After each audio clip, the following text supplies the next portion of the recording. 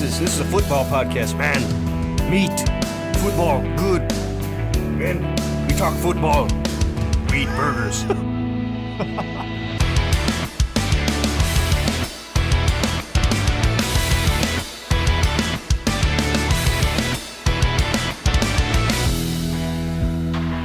What a way to begin. Welcome back, everybody, to Scramble Drill. Ben is going to be slapping a wig on for Halloween, dressing up as Shane Gillis, dressing up as somebody else. It's going to be an absolutely wonderful time.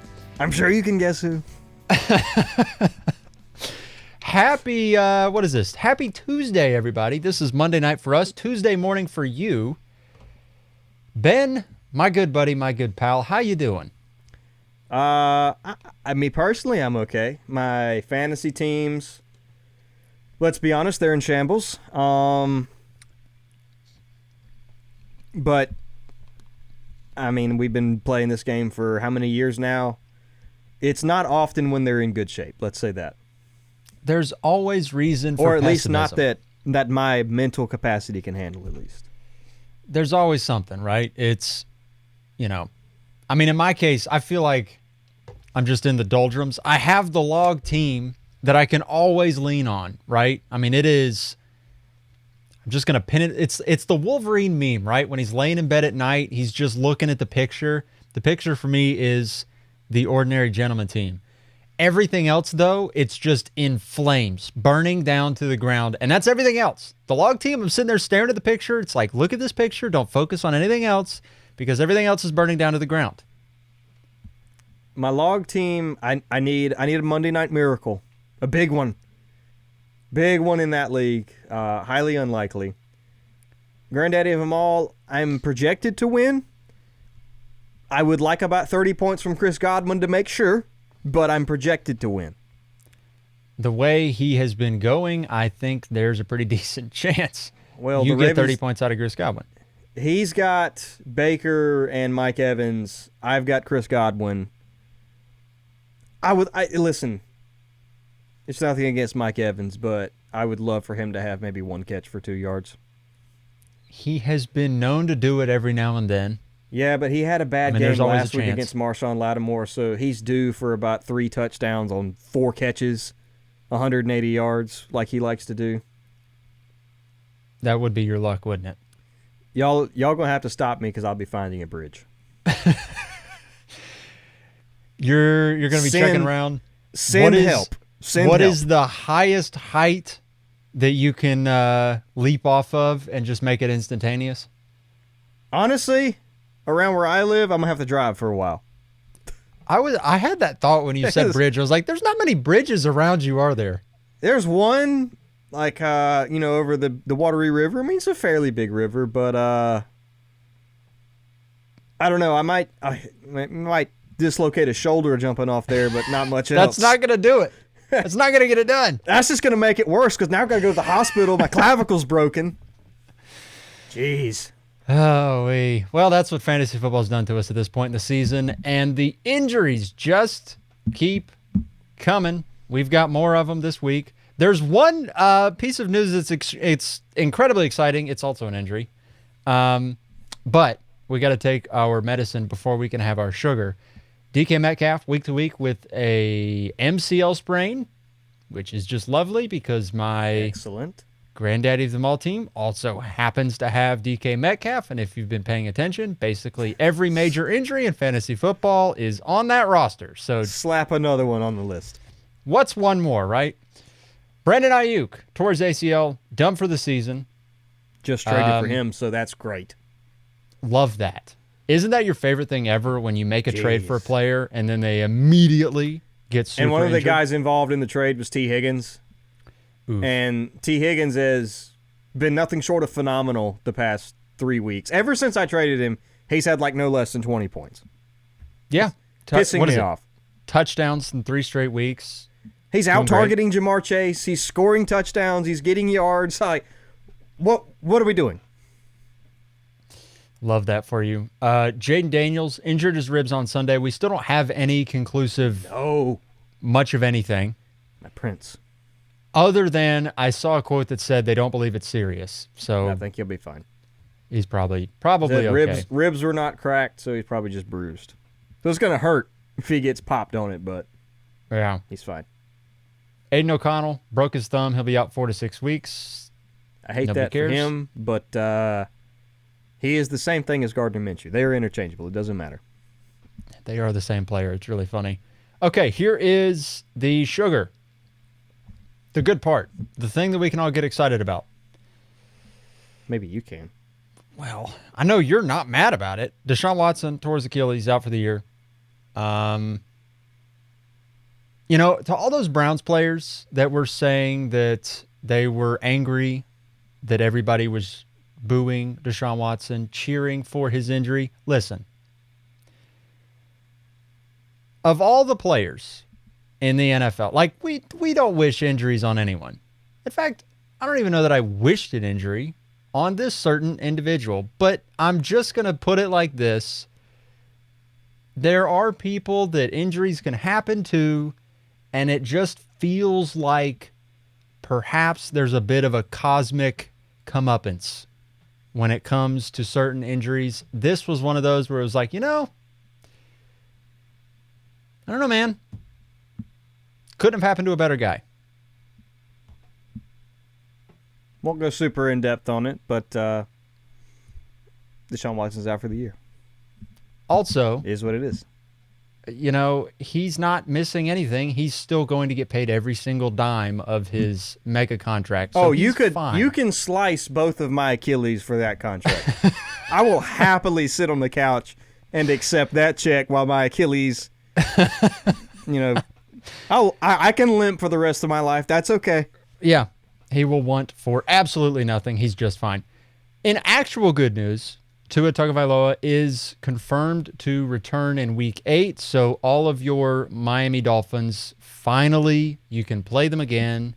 Tyreek Hill, Jalen Waddle, Devon Achane. Okay, we can do it again. None of these players. I've got one of them. I do not have any of them. Got one. Even the guy that isn't injured, Devon Achane, is killed because of injury on the Granddaddy Mall team. I mean, I can't dodge bullets, Ben. They are flying everywhere, and I am just getting destroyed with all of them. It's like when you played airsoft when you were in high school. I don't know if you did or you didn't. Yeah, I'd have friends for that.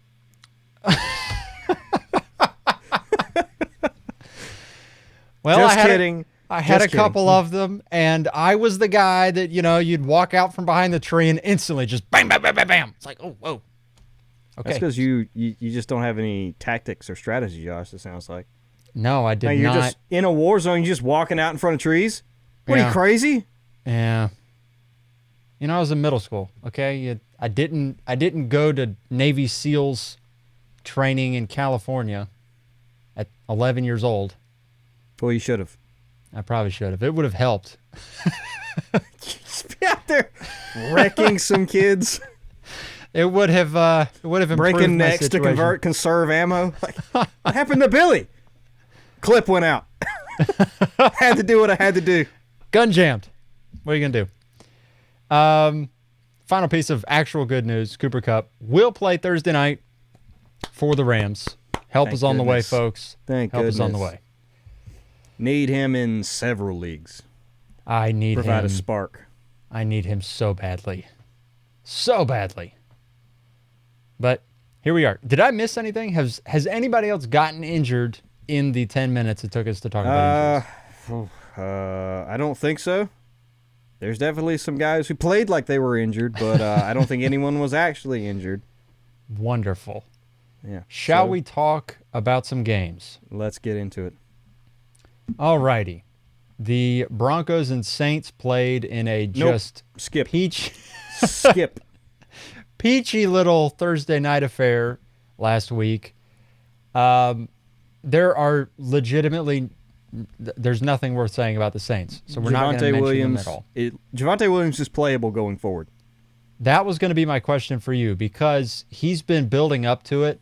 I think the past few weeks, it's been solid. Like the yards per carry have come up, and he's been really good receiving all year long. I think it was as of last week. That's kept him at a decent floor the whole year, I feel like.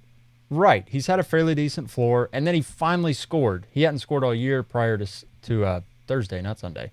has 2 touchdowns, goes for 88 yards on just 14 carries. Looked actually good. So, And he gets Javonte might be Carolina something. next week, so you definitely play him again in that matchup. That's the thing is, if it's going to happen again, Carolina is the matchup you really want to have chalked up, ready to go. I mean, what? We'll talk about the game later, but Jaden Daniels went out on the very first drive, and Marcus Mariota had the Carolina or Commanders had like 37 points to start the fourth quarter. That's how bad they are. That's how bad they are. Yep. Yeah, I think Jaden Daniels went out. The score was 10-0, and then Marcus Mariota went on to beat the Panthers 30-7. So, good Lord, 40-7. Well, that was the final, but Marcus Mariota scored 30 points by himself. You got beat so bad that they pulled Marcus Mariota. They pulled him. I said, "Oh yeah, you don't need to be out there anymore, sir. You're okay." Oh yeah. Actually, The London game. Him, but anyway, the London game was a travesty. Well, yeah. I mean, we sent out 2 1-5 teams to play in England. Like, who Just you wait. This? World War III is on the way when we send Carolina and the Giants into Germany. Oh gosh. You think the Germans aren't gonna take that personally? We're still punishing them for the events of 1945. There might be something in the Geneva Convention about this one, though. Yes. Oh, jeez. That's not fair, guys. That's not nice. That's just spiteful. We usually reserve that for Thursday Night Football. Not as an ambassador of the U.S. Oh, jeez. The Jags absolutely thumped the Patriots 32-16. Drake May looked good. Once again, it came in a losing effort, but he put up 276 yards, 2 touchdowns, no picks. I was impressed, all things considered. I mean, given how horrible his situation is, yeah. Yeah, I mean, with a guy like that, you just don't want to see him go out there and go like 8 for 20 for 100 yards and 2 picks. What you don't want is the Anthony Richardson stat line. And Drake May is doing halfway decent. Have you flipped on Anthony Richardson? I'm just curious. Like, he is okay. We'll talk about Richardson once we get to the Colts game. Let's do this one first. You're right. Yeah. So Drake May was interesting. Okay. Jaguars. Tank Bigsby, 100 yards, 2 tutties. Brian Thomas, 90 yards, a tutty. Brian Thomas is 5th in the NFL in receiving yards right now. I don't know if you saw that one yet. I believe it. He catches a deep pass every game. He is excellent. Excellent. At the expense of Christian Kirk. I saw a list of I think it was like the only players to score more fantasy points than him as rookies. And on that list were, like, the worst player on that list was Mike Evans. It was Odell Beckham. Good. It was Malik Neighbors, Justin Jefferson, Jamar Chase, a few others. Mike Evans was the lowest points per game on that list. And then Brian Thomas. So he's doing pretty good. Yeah, he's very good. He's doing it. I mean, I was high on him at the beginning during the college football season, right at the beginning. I kind of went lower because the more and more I watched, I'm like, is he just going to be like a big play deep threat like a Mike Williams or somebody like that? No, he's just a complete receiver. He's just great all around. Oh, yeah. He's fantastic. And I love that it happened on Sunday with 5 targets. So, like, the volume's not crazy, but the efficiency is through the roof. To be fair, Trevor Lawrence only threw 20 passes. So if you look at the market share, he and Evan Ingram both had 5 targets. So, I mean, math is hard. That's 20%, 25% of each of those got a 25% target share on Sunday. So, on that respect, that's really good. On a selfish note, I kind of hope Travis Etienne stays out for a very long time. That's not very nice. Just because he went to Clemson doesn't mean he's like the rest of them. I mean, he has been so inefficient on the ground. And then Tank Bigsby goes in there, and he was averaging like 7 yards a carry up until Sunday. And then he has 26 carries and averages 4.5 a carry. Like, I truly think we're at a point now where we can have the conversation like, is Travis Etienne maybe just not that good of a runner? Or at least not as good as he should be? It's possible. I mean, I don't know.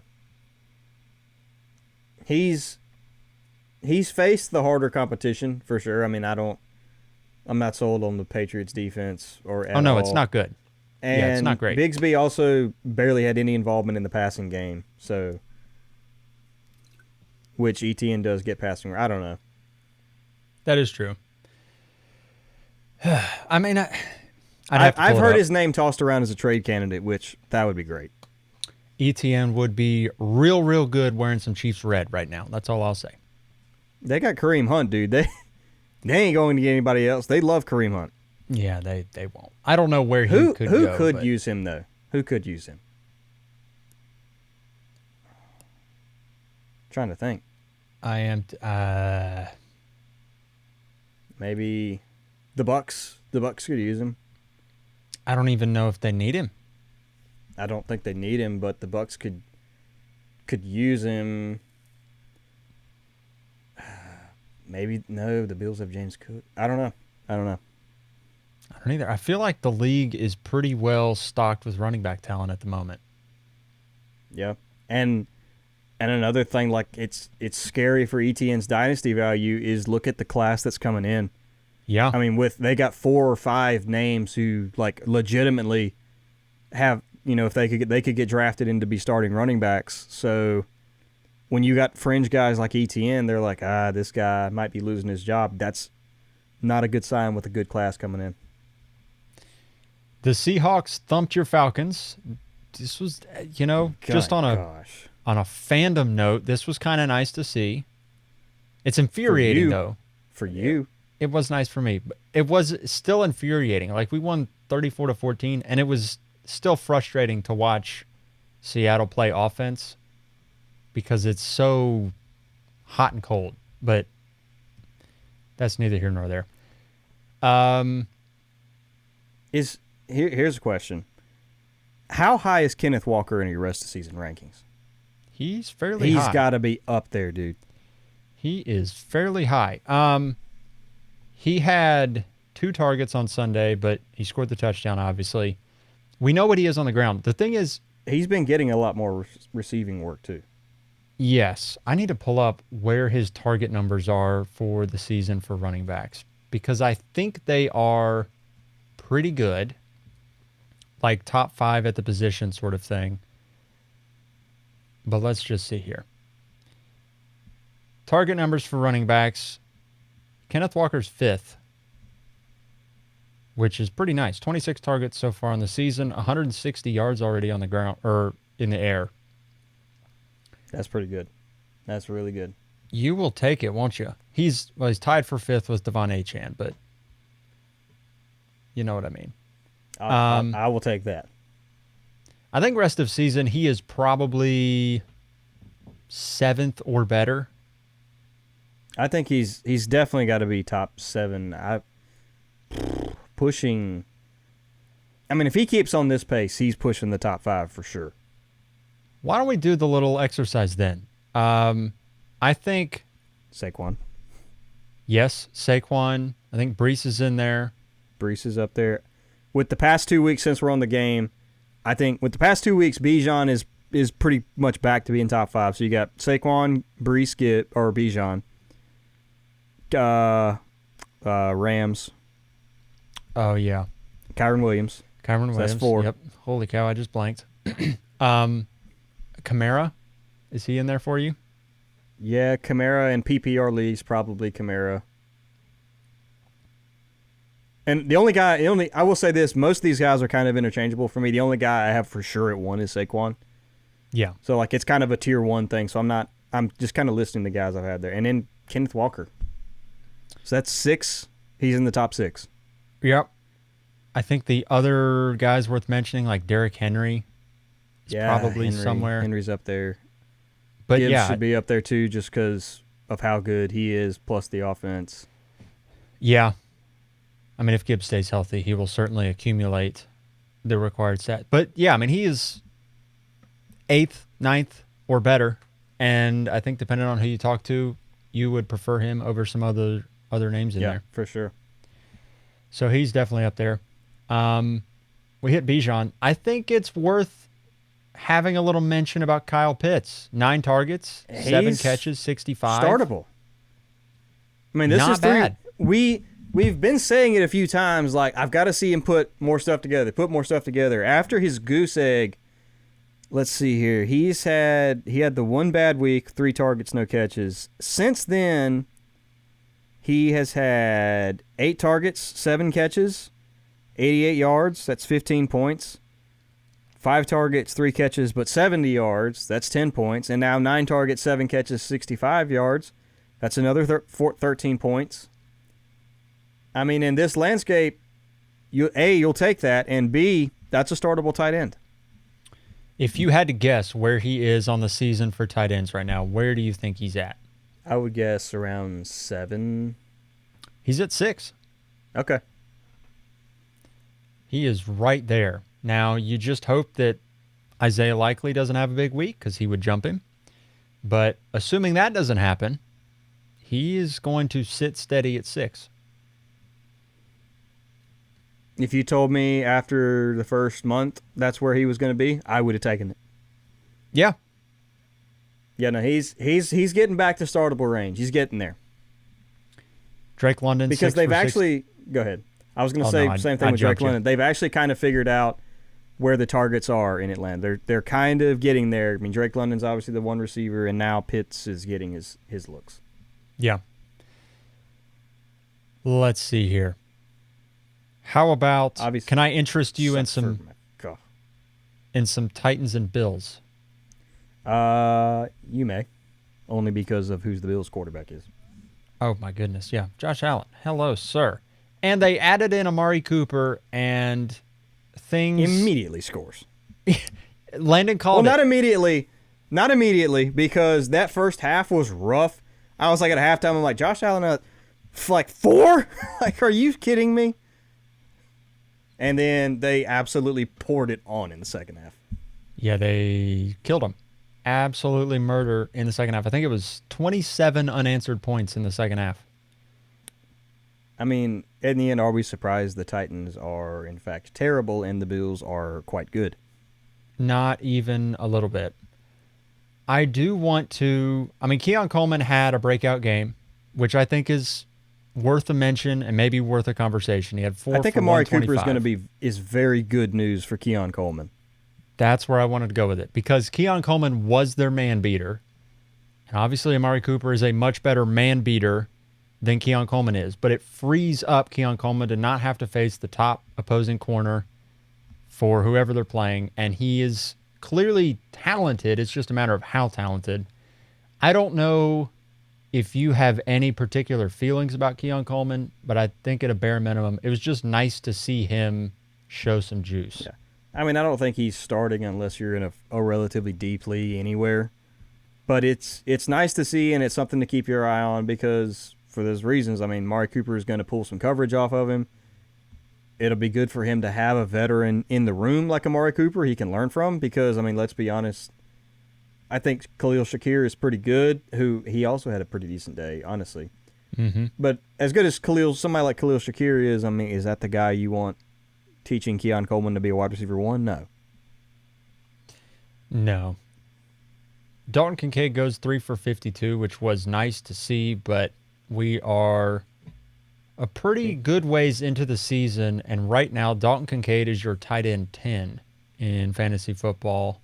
He's got the 1 touchdown, but it's not quite been what we were hoping for. Need more than that. Gotta need a little bit more than that. I don't know if we're going to get to a point where he is an upper echelon tight end. Like, he just feels like he's a solid, doesn't kill you, but doesn't really help you either kind of tight end, which is a disgusting place to be at in fantasy. Yeah, no, it doesn't feel good, but he's one of those guys you're going to put in there. He's going to get you 5-6 points, probably locked in, and hey, there's a shot he scores a touchdown. That's really what he is right now. Disgusting. Don't like it. I'm pending tonight's game. I think there is a chance that if Mark Andrews is halfway decent tonight, by halfway decent, I mean like 4 to 5 catches, 40-plus yards. Something, Mark. Anything will do. A pulse. I think Mark Andrews, because of the way tight ends are, if you've got now 3 straight weeks where Mark Andrews is like in the offense at least a little bit, I think you can consider a Mark Andrews start over Kincaid. I'm scared to start Mark Andrews, but I hope we get there. I would like to get there. I'd be terrified, but I think you could probably do it. Bengals Browns. This was gross. This was disgusting. Absolutely. On that disgusting. same drive that Deshaun had his injury, there was a man who scored for the Browns, and it made me very happy. Mr. Nicholas Chubb. Things have a way of working themselves out, don't they? That man, I was happy for him. I was very happy. It was really good to see. I don't know what you can read into Nick Chubb's usage moving forward. He did have 11 of the team's 21 carries, which kind of surprised me. I'm not going to lie to you. Now, that came because Jerome Ford did not play, so that I'm sure had something to do with it. Yeah. But, I mean, as they learn and figure out how to trust him, not trust him again, but, like, once he gets more comfortable, I think he's going to be a flex play moving forward. On the other side of things, Chase Brown took a hold of the rushing offense for Cincinnati. He did. 15 for 44. Wasn't especially great. Didn't score, but he did have pretty much a stranglehold on the backfield. Yeah. So he's the starter for sure moving forward. That's exciting. I think you can lock him as a flex play too. Anything else on the Bengals? No, I mean, honestly, I'm surprised they scored as much as they did because they always suck against the Browns. Always. So it was nice to see. They kind of sucked again on Sunday. I mean, they did, but I thought they were going to suck to the tune of the Browns might beat them with 7 points. There for a little bit, it was kind of looking like first 1 to 10 wins. I'll be honest with you. Part of me wanted the Browns to win. For the simple fact of so we can get Zach Taylor fired. Zach Taylor does not deserve that job. He does not deserve that job. I just need you to look into the camera and renounce your Atlanta Falcons fandom and just join the Bengals fan base officially. Trade in your Falcons hat for a Bengals one, because let's be honest here. There's a lot more passionate feelings about the Cincinnati Bengals in your neck of the woods than there are Falcons. I have more attachments to players than anything else. Like, I became a Falcons fan when Julio Jones went there because I was a big fan of Julio Jones. Obviously, the jersey back here at Alabama, I liked him there. And then he went to Atlanta, and I started following him, and I kind of just started liking the team from there. So that's kind of where that fandom came from. And I still am a fan of the Falcons, for sure. But I get attachments to players instead, and part of that's through fantasy, part of it's through watching a lot of college football. So I like Joe Burrow. I like Jamar Chase. I shouldn't like T. Higgins because he went to Clemson, but I had him in fantasy everywhere, and now I have to defend the guy. But, yeah, that's where it is. Packers-Texans. This was a eyesore if you were expecting some passing yards from C.J. Stroud. He finished We need Nico 86. back. We need him back. Nico apparently does a lot for this offense. And see, it's funny, too, because they still managed 22 points, and that's because Joe Mixon had 115 yards and 2 touchdowns. How was facing Joe Mixon this week, Josh? Super annoying. Super duper annoying. It was big dumb. Yeah. Especially when my opponent did not play Aaron Jones. He had like a 30-yard touchdown in the first 5 minutes of, like, at 1:06 p.m. Sunday afternoon. Aaron Jones had a 30-yard touchdown. I was like, okay, woo, dodged the bullet. no Aaron Jones. My opponent did also not play. Who was it? Who was the other guy that went off that was on his bench? Oh, gosh. Dang it. Because I remember texting you, you dodged 2 bullets because Jones was on his bench. Brian Thomas. And somebody else. Brian Thomas, yeah. That was the other one. Didn't play Brian Thomas, didn't play Aaron Jones. It's like, great, we have a chance. And then his lineup still went off. Because he had Kenneth Walker and Joe Mixon.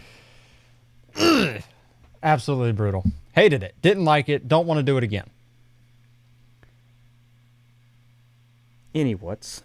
Anywho, the Packers won 24-22. Jordan Love was awesome. He threw 2 picks, but he also threw 3 touchdowns, which I guess that's just... little Brett Favre-ish over there? It's the Jordan Love experience, dude. He throws a lot of interceptions. He's at 15 touchdowns, which is tied for first in the league, but he's also got 8 interceptions, which is like the worst in the league. No, it's tied for worst with a certain other quarterback we'll talk about later. Oh, yeah, it's tied for the worst with apparently the best player in football that we will talk about later, and we need to have a come-to-Jesus moment about. Yep. Romeo Josh Dobbs. Jacobs, back to running back 1 status?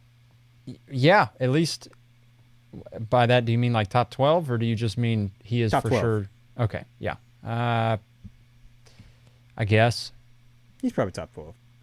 With Probably. the receiving work and the offense being good. See, the problem he's is probably top when 12. you say somebody's probably top 12, he's probably top 12, except there's like 15 other guys that are probably top 12. So I think by that logic, we need to just expand the RB1 argument to the top 15 guys, because there really are, do. like, there's a lot of good running backs this year. There's a lot of decent, like Brian Robinson, probably top 12, but he's also top 12, probably, along with like 17 other people. There's 15 guys that are probably top 12. So the RB1 category is 15 players this year. Yes. Anything else on this one? Nah, I think we're good. Okay. How about the Dolphins and Colts? Let's have a chat about Anthony Richardson. Let's just speed through this one. This was boring. This was a super gross game. Anthony Richardson is a bad quarterback. For real life, he is atrocious. 10 of 24, 129 yards, no touchdowns. Has he hit 50% completion percentage this year? In a game or collectively? Both. Let's see. I'm pulling up his cumulative stats here. He is at, for 2024, 48% completion percentage. Whew. Well, that means he's probably gone over 50 at least once. I'm sure he has. Where's rough. his game log? That is rough. Where is the game log? He has hit 50% on the dot twice, but he has not gone over 50%. So the thing with rushing quarterbacks is the reason you love rushing quarterbacks for fantasy is they do give you a floor. The problem is you've got to have something in the passing game to boost you a little bit. He has not had a passing touchdown in 3 games. He's given you good rushing floor, but he also hasn't given you a rushing touchdown since week 1.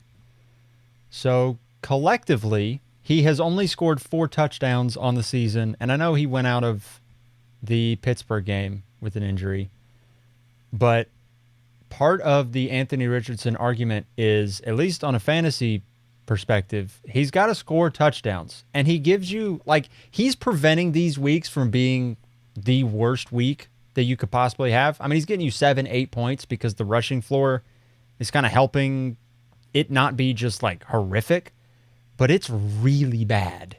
Really bad. I mean, when single digits from a rushing quarterback is rough. I think Jaden Daniels just about scored as many points as Anthony Richardson did, and Jaden Daniels got hurt on the first drive. Golly. I really want to go back and look. How bad was Josh Allen his rookie year? Like before he was good. Rookie season Josh Allen? Oh, we can find that out. You know, Rookie season Josh Allen was... You know I got Josh Allen on speed dial, my guy. It was 2,000 yards, 10 touchdowns, 12 picks. 631 yards He rushing, only started 12 touchdowns. games, though. He only started 12 games.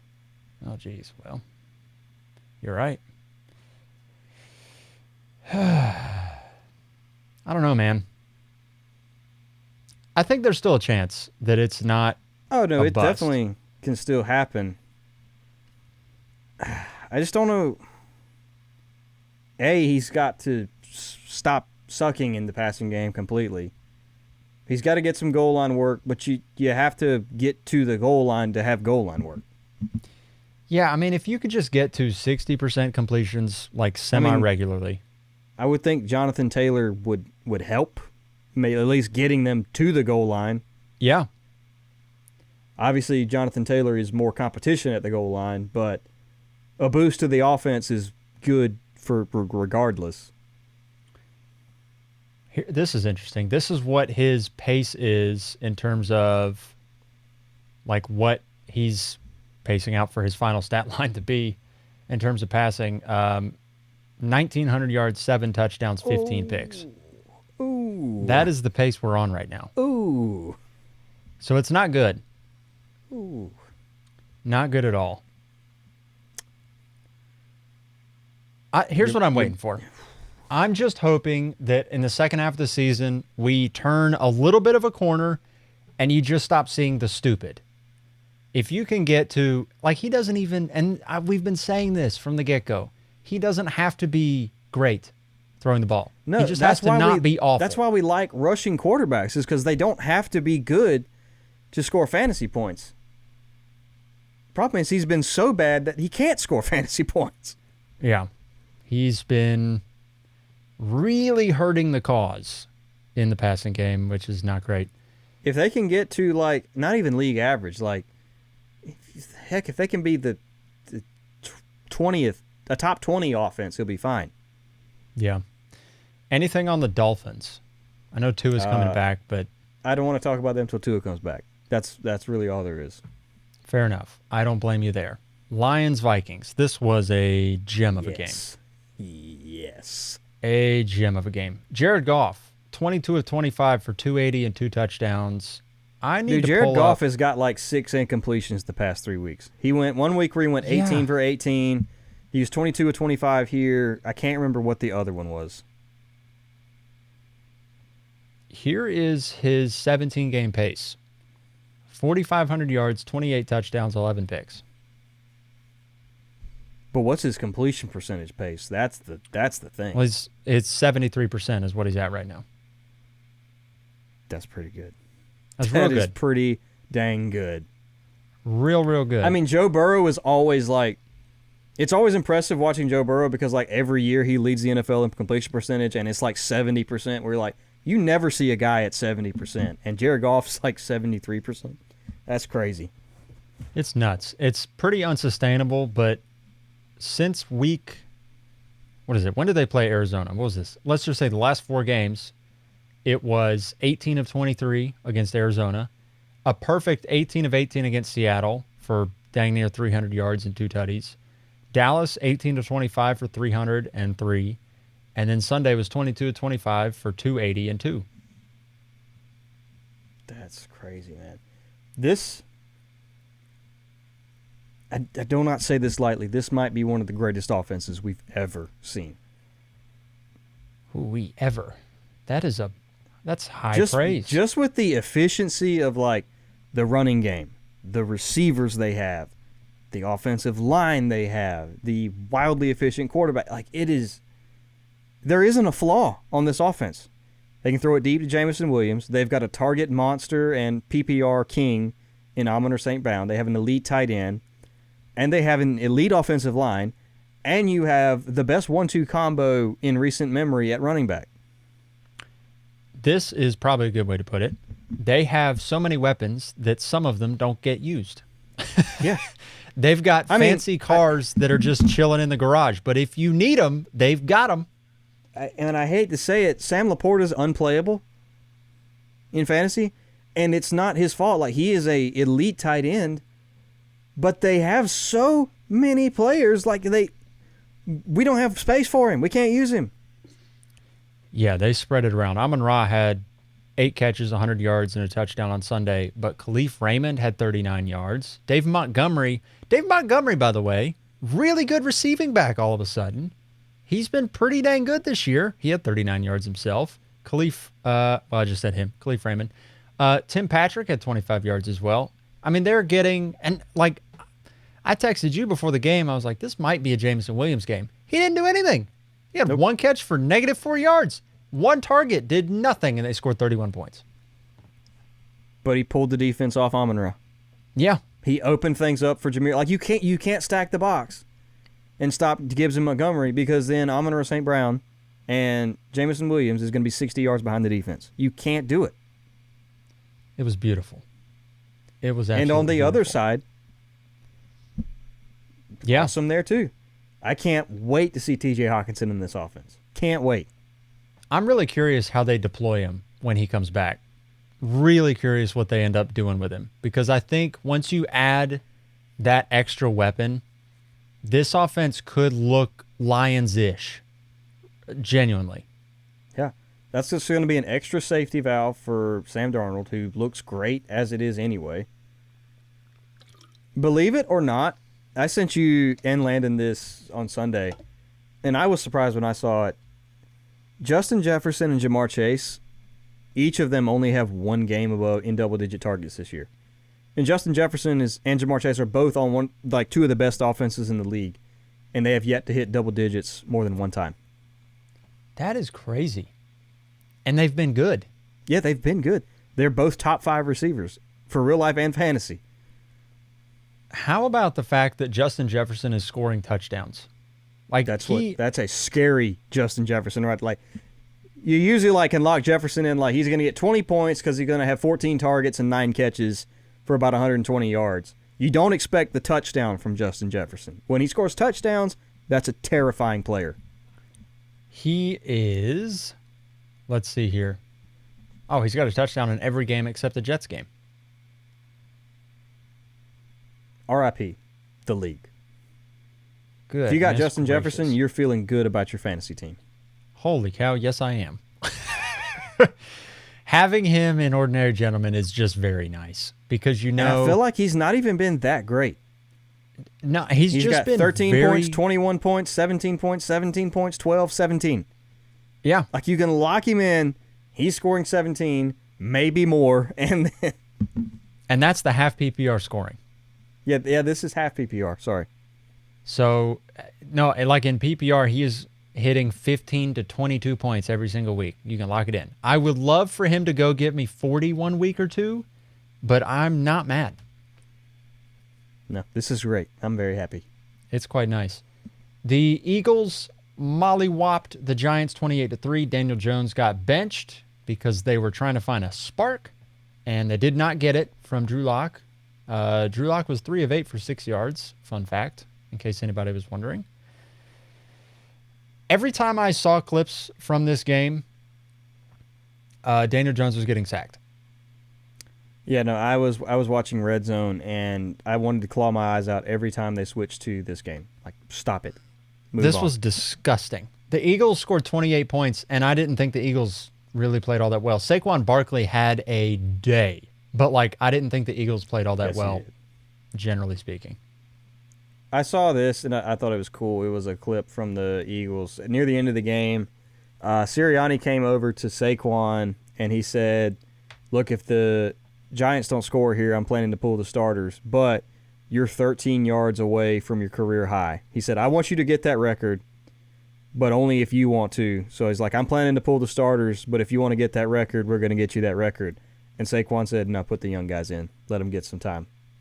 Thought that was pretty cool. Love to see that. Love to see that. That's Team guy. Cool. I think he's just enjoying the fact, and the Eagles haven't been amazing, but they're still... He's enjoying winning. Yeah, he's enjoying the fact that he's not on a 2-5 team. He said, that could have been me over there, and I don't like that. Yeah. And I feel like, honestly, the Giants have, dare I say, overperformed at points this year. A little bit. And it sucks for Malik Neighbors, because as great as he's been, this was the worry about him, is because sometimes that offense is going to be just so bad that even he can't overcome it. I am glad, though, that even in a game like this, that it was unwatchable if you were watching the Giants. They didn't score an offensive touchdown. Neighbors still gave you a semi-reasonable 4 for 41.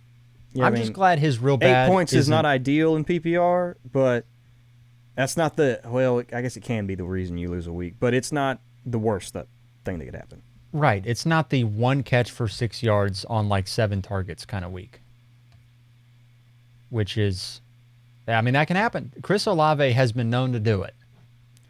Man, Chris Olave. Oh boy, trading him was the best thing I did this offseason. That's the best thing I did this offseason. What'd you end up getting back for him? I don't even remember. Oh, it was an absolute beauty of a trade. I didn't think it was going to work out at first. It was during the offseason. It was, the hype for Patrick Mahomes was high because he got all the weapons. And then the hype for Josh Allen was low because he had lost everything. And I like Chris Olave just because he was, young and still is a good receiver. I traded Mahomes and Chris Olave for traded Mahomes, Chris Olave for Josh Allen, Cooper Kupp, and a first. And that, even though Cooper Kupp has missed time, Chris Olave scored less than Cooper Kupp last week with negative 0.5 points. Yep. And that first right now is like a locked-in top 3 pick. So that's amazing. I got Josh Allen, who's the QB5, and a top 3 pick in Cooper Kupp for Chris Olave and Patrick Mahomes. That is just how you drew it up, wasn't it? That could not have worked out better. That's a wonderful thing That to see. could not have done better. The Rams beat the Raiders 20-15.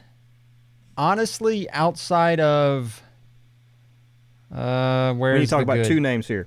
2 names. Yeah. Kyron Williams, Brock Bowers. Correct. End of list.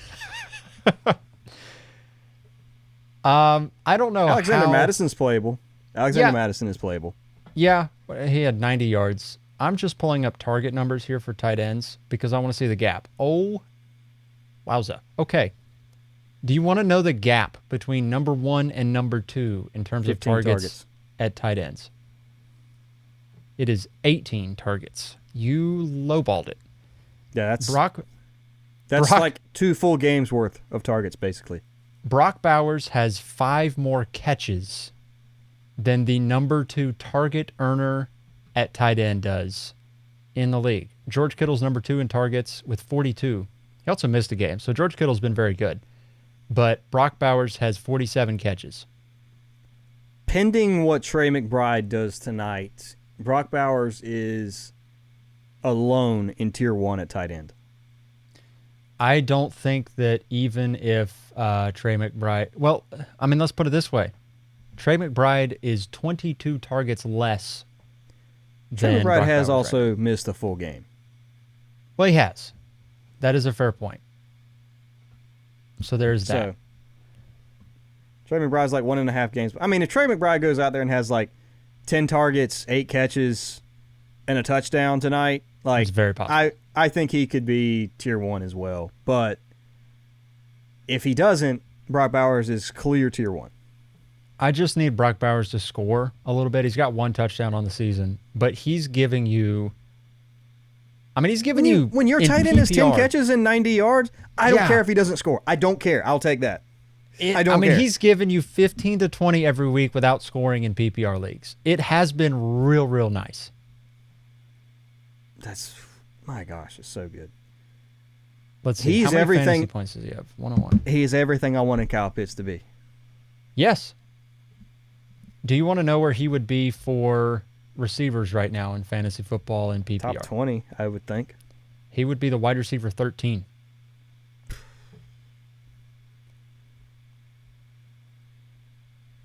And he is 1 point out of being a wide receiver 1. I give up. He's a first-round startup pick. I would do pretty... In tight end premium leagues, he's a first-round startup pick.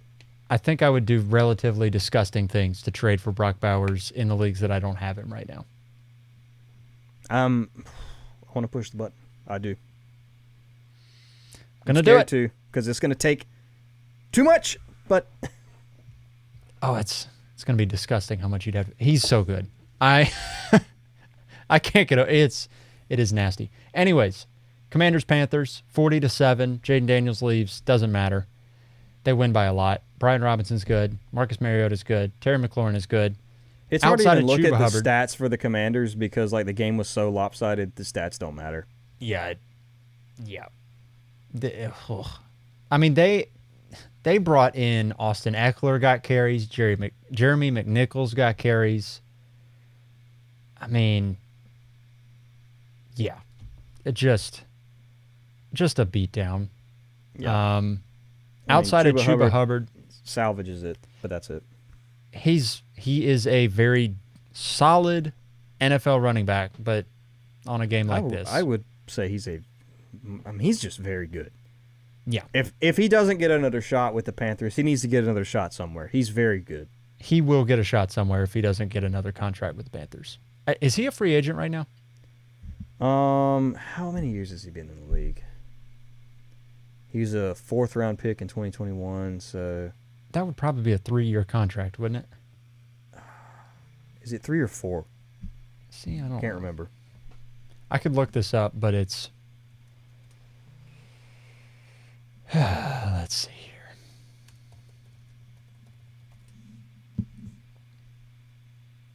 Okay, Chuba Hubbard. He is an unrestricted free agent next year. Nice. Go somewhere nice, Chuba. I hope good things for Chuba Hubbard. I do too. I'm pulling for him. On a situation this bad, for him to be as good as he's been, I'm pulling for him. Yeah. Chiefs, 49ers. Chiefs Gross. win 28-18. The two quarterbacks here, which happen to be my two starting quarterbacks in Ordinary Gentlemen, combined for 0 touchdown passes and 5 interceptions. Patrick So that was fun. Mahomes is tied with... Who did we mention at the beginning of this video? It was Jordan Love. Tied with Jordan Love for the league lead in interceptions. He has 8 to 6 passing touchdowns. It's not good. Part of this is as a longtime Josh Allen fan, I do not like the Chiefs for that reason. There's a little bit of Chiefs fatigue as well. Like, I'm just tired of them winning. And the fact that they're winning these boring, slugfest, ugly games is just so much worse. Like, if they were winning and Patrick Mahomes was the QB1 on the year, like, I wouldn't even be as mad. I'm like, you know what? Patrick deserves it. He's going out there and he's doing his thing. But these games are boring, ugly games. Yeah, they're gross. This will really tickle your fancy. Guess who's averaging more fantasy points per game right now than Patrick Deshaun Mahomes Watson. is? I didn't have that name. Probably not that far off. Well, there's a halfway decent gap there, but it's Bo Nix. Bo Nix. Bo Nix is averaging 15.5, and Patrick Mahomes is at 15.2. Who else is here? Caleb Williams is averaging more than Patrick Mahomes. Bo Nix has better stats than Patrick Mahomes. Bo Nix has 5 touchdowns and 5 picks. Yeah. And 100 less passing yards. And I'm pretty sure Bo Nix had a game this year where he threw for less than 100 yards. He did. He has a game this year where he threw for 60 yards. Justin Herbert, where's he at? Okay, no, he's pretty low. Never It's mind. 30. It's not good. Oh, he's pretty bad. It's not good at all. Not Okay, good never whatsoever. mind. That was the wrong name to throw out. Yeah. In terms of total fantasy points from the quarterback position, Mr. Patrick Mahomes, your best player in the NFL, is at quarterback 22. Has Patrick missed games? Is that why he's the quarterback? Oh, no, he hasn't missed No. games. No, hasn't missed games. Is Travis Kelce hurt? No, No. Travis Kelce's healthy. I'll give him Rashee Rice is hurt, but he sucked when Rashee Rice was healthy. I just love that he's getting projected by everything at like 17.5 to 18 points per week. Every time you pull up the Oh my projections, gosh, that'd be a miracle if he hit 17 points. the projections, and it's all on reputation, but the projections that he gets every single week are higher than in any game that he's scored all year. His highest total in any game this year from a fantasy perspective is 17.4. He scored 14 points 4 times. I mean, the That's fact that we have disgusting. basically a season and a half of this, it's not a fluke anymore. It's a trend. So I don't know how to have this conversation because, like our buddy Landon said last night, You're just disrespectful, is all you are at this point. in the group Not chat, disrespectful. he is. Everybody knows he's the best player in the NFL. The problem is he is playing like there's pretty much any quarterback could be thrown into this offense and it would be better. I mean,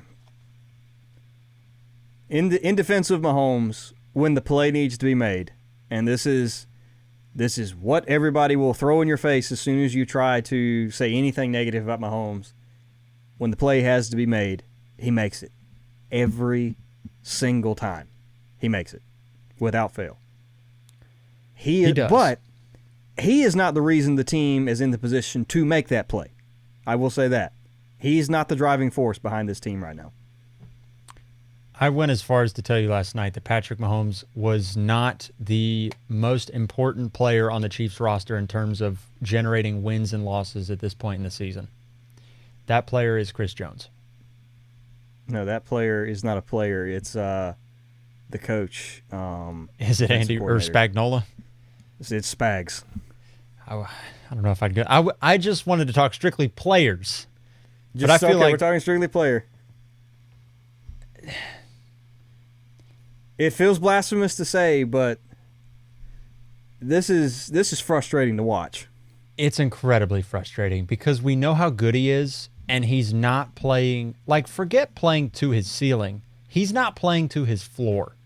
And yeah, like if Patrick Mahomes was coming out here and throwing for 250 yards and 2 touchdowns every game, I wouldn't even be mad. Like, that's Patrick Mahomes. He's the best quarterback in the league.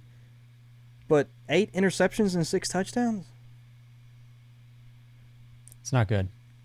And it honestly, it's a struggle right now for him to get over 225 yards passing. He's done it 3 times, but he's also got 2 games of 151 and 154 yards. He's got a game against Atlanta of 215, and he's turning the ball over every single game. He's got an interception in every game so far this year. Who was it? Justin Simmons? Yeah. The safety for Atlanta now. He said there's at least one time every game Patrick Mahomes is going to throw you a ball you can pick off. You just got to time it up when it'll be. Yep. They had 4 rushing touchdowns on Sunday. They scored 28 points, and Patrick Mahomes was terrible. I really hope Landon doesn't listen to this episode because he might unfriend us. He's going to be livid. If he listens to this, he's going to be livid. Oh, he's going to there's not going to be any Dynasty podcast for a while because he's not going to speak to us. He's going to be so mad. Somebody's got to say it, though. At a certain point, like, I understand there's a different argument for greatness than there is for current performance. The current performance is abysmal. The greatness argument is separate. I don't want anybody to take this, I'm not clip it, and say we think Patrick Mahomes sucks. I'm still just picking him to win bad. the Super Bowl. Yes. I have no reason to believe that they won't. The problem is he might throw for 200 yards and 2 picks, and they might win anyway. The defense is that good. This is honestly one of the best defenses I've seen in a while. This It's is suffocating. a borderline all-time defense. It is suffocating. Okay, Kareem Hunt, 80 yards, 2 touchdowns. That was great. He was great. For the 49ers, I guess I kind of want to just toss this out. Like, Brock Purdy has been known to have one of these games. It honestly happens every year where it's a no touchdowns, 3 picks kind of game. Everybody thinks the sky's falling, and they're fine. Last year it was Cleveland. This year it's versus Kansas City. Yeah, and it was Baltimore last year. I think he did it as well, and they were fine. I'm not really taking anything away from this. I guess my only question for you is, with Ayuk missing the season, does it change how you view any of the other pieces in the offense? Not particularly, just because all those guys have their own. All their roles are so niche. It's like nobody everybody does something different. Like Deebo Samuel's play style is completely different than Brandon Ayuk's, and George Kittle is completely different than everybody else. It sucks losing Ayuk because he was a key piece to the offense, but it doesn't change how they're going to use Deebo or Kittle or anybody like that. Fair enough. Steelers molly-whopped the Jets. Scored 24 points. So Devontae wasn't the in the answer. second half. Apparently not. I don't know what the deal is with the Jets' defense, but they have not been very good defensively the past couple weeks. People, by the way, also owe Mike Tomlin an apology because he was getting clowned for going with Russ after Fields led him to 4-2. And Russ just had one of the best games he's had in a very long time. That looked Russ actually wasn't bad last year. 26 touchdowns and 8 picks. Not bad. That looked like 4 years ago Seattle Seahawks Russ. 264-2, and he had the rushing touchdown as well. Like, it's kind of what Russ is. I mean, the Broncos situation just wasn't good. And when Sean Payton came in there, they flat out threw him under the bus. They lumped all of the blame on him and then shipped him off. Yeah. They had to have a scapegoat. And he wasn't the problem. He was pretty decent. But everybody knew that there needed to be a new sheriff in town or something. I don't know. And I do think that Russ's play style fits well with what the Steelers want to do. They have got to have something down the field, which Russ does extremely well. George Pickens thrived with Russell Wilson under center. So, yeah. Not to mention the running game has been good now for like a couple weeks. Najee Harris had 100 yards and a touchdown. And Najee Harris has been pretty pedestrian rushing for like 3 years. And then you look up this year and it's not half bad. We got 2 straight weeks of, he had 14 for 106 and a touchdown against Vegas. Then he has 21 for 102 against the Jets and another touchdown. That's not bad. He's 7th in the NFL in rushing yards right now. I would absolutely flex Najee wherever I had him, except I don't have him anywhere. I don't either. I have no Najee shares. If I had and up to this point, that has felt really good. Yes, until the past 2 weeks when it's been kind of surprising, like, wait a minute, Najee's not terrible anymore. He's got 100 yards. Najee has how many yards a carry? What? That's crazy. For the Jets, Aaron Rodgers, I don't know what happened. I didn't watch the second half. The final numbers don't look terrible, other than the 2 picks. But he threw for 276 yards. What did you watch this whole game? Because I went to bed. I watched part of the first half, and I watched kept up with the rest on Twitter and read a lot of Twitter posts the next morning. People are clowning on Garrett Wilson for dropping a big ball, which he did. He dropped it. Devontae, he did not have a great fantasy game, but my concerns are also basically alleviated. I mean, he came back and right away had 9 targets, which we discussed this, doesn't really surprise us. Garrett Wilson still had 9 targets. But you texted me this yesterday, and you might be right. The Devontae Adams, rather than helping Devontae and Garrett Wilson, elevated the crap out of Breece Hall. Yeah. Wasn't especially great on the ground. 12 for 38. Did have the touchdown. They've got to figure out something on the ground. They've got to do something. That's bad. Yeah, they're offensive. I don't know what it is. I don't think that Breece Hall or Braylon Allen are bad runners. I think that this is an offensive line elite situation. But what Devontae did was he opened up the underneath passing game, and Breece Hall is electric after the catch. He had 6 for 103, and it was not like they ran him on streaks. He was catching 5-yard dump-offs and turning them into, in one case, a 50-yard reception. Let's not forget Breece Hall is 220 pounds, and he runs a 4.340, like an elite athlete. He's up there with Jonathan Taylor, Saquon Barkley, Bijan, and Gibbs as like the most athletic, explosive running backs in the league.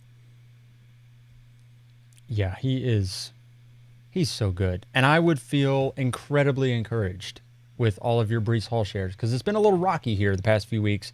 If you get, I don't know, 40 yards receiving, 30 to 40 yards receiving every week that you can count on with him, which I think is very possible. We sort of saw this last year, right? It didn't matter that he wasn't efficient running the ball. He was getting a large amount of work in the receiving game, and he was getting all the goal line work.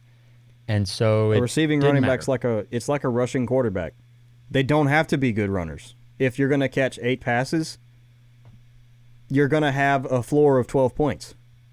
He also happens to be one of the few guys that is a true home run threat. And so if he does get an opening, there's always a chance he can go rip a 70-yard run on you. Yeah.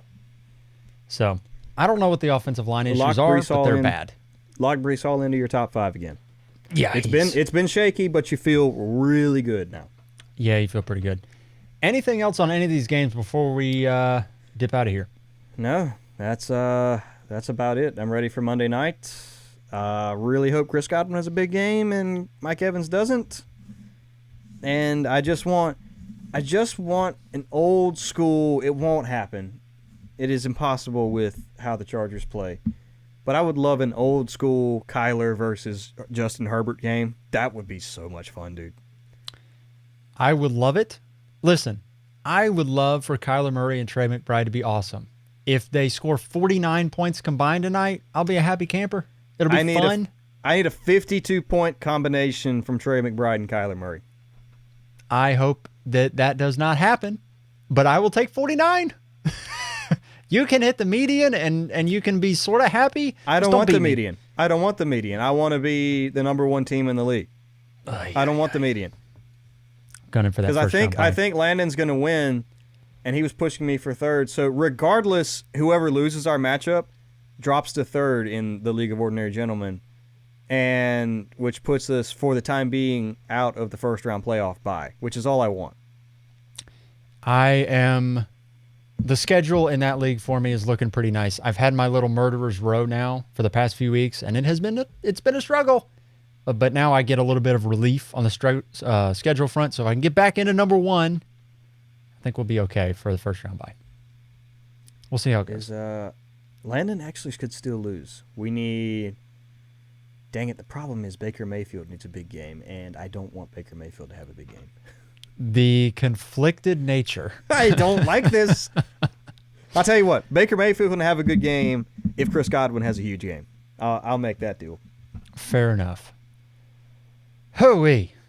That's all we got for this one. Thank you so much, everybody, for listening, for watching. If you are watching on YouTube, hit the subscribe button. If you're listening wherever you're getting your podcasts, go ahead and give us a 5-star review wherever you're listening. That would mean the world to us. We'll see. Well, Ben will see you when he and Landon are doing the Dynasty episode later this week. I hope. Have a good one, everybody. If he doesn't listen to this.